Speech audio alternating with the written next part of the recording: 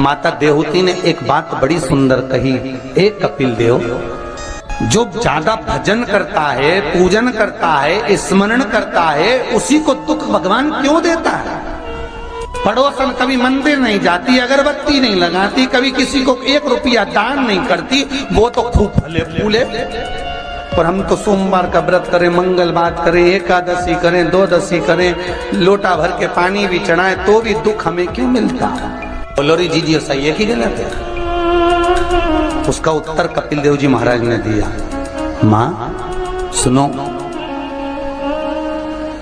जिस प्रश्न को आपने मुझसे करा, यही प्रश्न देवऋषि नारद ने भगवान विष्णु से करा था। यही प्रश्न भगवान विष्णु से देवऋषि नारद ने करा कि जो मंदिर जाए, देवालय जाए, पूजन करे, अर्चना करे, पाठ करे, स्मरण करे, दुख उसी को क्यों मिलता है? और जो कभी मंदिर नहीं जाए, भगवान का भजन नहीं करे, उसके तो 4 चांद लग जाते, खूब लक्ष्मी भगवान देता। नारद जी ने जैसे भगवान विष्णु से ये प्रश्न किया, तब भगवान विष्णु देवऋषि नारद से बोले, इसका उत्तर मैं बाद में दूंगा, पहले अपन दोनों ब्राह्मण के कपड़े पहनकर चल घूमने चलते। और देवऋषि नारद को ब्राह्मण के कपड़े पहना दिए, भगवान विष्णु ने ब्राह्मण के कपड़े पहन लिए, दोनों घूमने के लिए चल दिए। जाते जाते एक सेठ जी का दरवाजा मिला, एक बहुत बड़ा बंगला, बहुत बड़ा घर, और वहां जाकर भगवान विष्णु ने नारद जी से कहा, भूख लग रही है, कुछ मांग ले। सेठ जी क्या?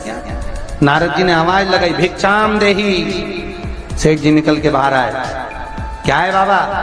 हमें भूख लगी है, थोड़ा सा कुछ दे दीजिए। सेठ जी बोले, तेरा बाप रख के गया, दे दीजिए। निकल यहां से बाहर। आ गए भिखारी, भीख मंगे, चल निकलो यहां से बाहर। नारद जी के तो कांटे से खून नहीं। नारद जी भगवान विष्णु को देख रहे हैं, भगवान विष्णु नारद को देख रहे हैं। विष्णु जी ने नारद जी का हाथ पकड़ा, लेकर चल दिए वापस। नारद जी बोले, सेठ जी ने इतना अपमान करा, तुमने कुछ बोला नहीं?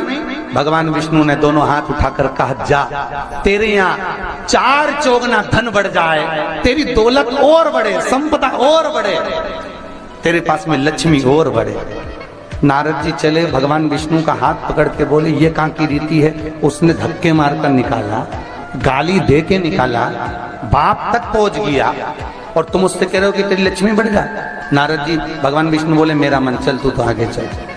और भगवान विष्णु लेकर चले तो एक बूढ़ी बुजुर्ग माता बैठी थी एक कमरे में, एक घर के अंदर। उस बुजुर्ग को देख भगवान विष्णु ने कहा, नारद अब इसके यहाँ चलते चलते। जाकर आवाज लगाई, माता जी भिक्षाम दे, हमें भूख लग रही है माता जी, कुछ दे दीजिए।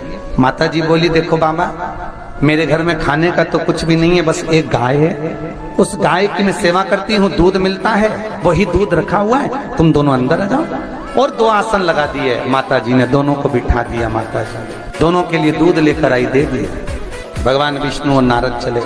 नारद जी बोले, कितनी अच्छी माता है, बिठा के दूध पिलाया, पानी पिलाया, और बस सेठ जी ने धक्के मारकर निकाल दिया। भगवान आशीर्वाद दो इस बूढ़ी माता को। भगवान विष्णु ने दोनों हाथ उठाकर कहा, जा, तेरी गाय मर जाए। अब तो और कांटे से खून नहीं। भगवान देवऋषि नारद ने कहा, प्रभु तुम्हारा ये स्वरूप मुझे बहुत बुरा लगा। भगवान ने कहा, कौन सा स्वरूप? वो सेठ जी ने धक्के मारकर निकाला था, कहते हैं वो लक्ष्मी बढ़े, और वो बेचारी गाय का दूध पिलाई और तुम कहते उसकी गाय मर जाए। हाँ। भगवान बोले, मेरा मन, तो तुमने ऐसा क्यों करा? भगवान बोले, नारद तू मेरी लीला नहीं समझता ना। नारद जी बोले, कभी समझूंगा भी नहीं, पहले बताओ ये क्यों हुआ, लीला जाने दो, मुझे तो ये बताओ। भगवान ने कहा, नारद बात इतनी सी है, वो बूढ़ी माता मेरा भजन करती है, दिन भर मेरा नाम लेती है, वो मरेगी, उसके घर में एक गाय है, उसमें उसका दिल बहुत लगा हुआ है, उसकी सेवा करती है, मरेगी, मरते समय विचार करेगी कि मेरे मरने के बाद मेरी गाय का क्या होगा। गाय की याद करते करते जब मरेगी तो उसको गाय की योनि मिल जाएगी, वो भगवान के पास नहीं आ पाएगी, विष्णु के पास नहीं आ पाएगी, इसलिए मैंने उसके मरने से पहले उसकी गाय को मार दी। नारद जी बोले, ये तो समझ में आ गया, पर अब ये बताओ कि वो सेठ जी को लक्ष्मी क्यों बढ़ाई?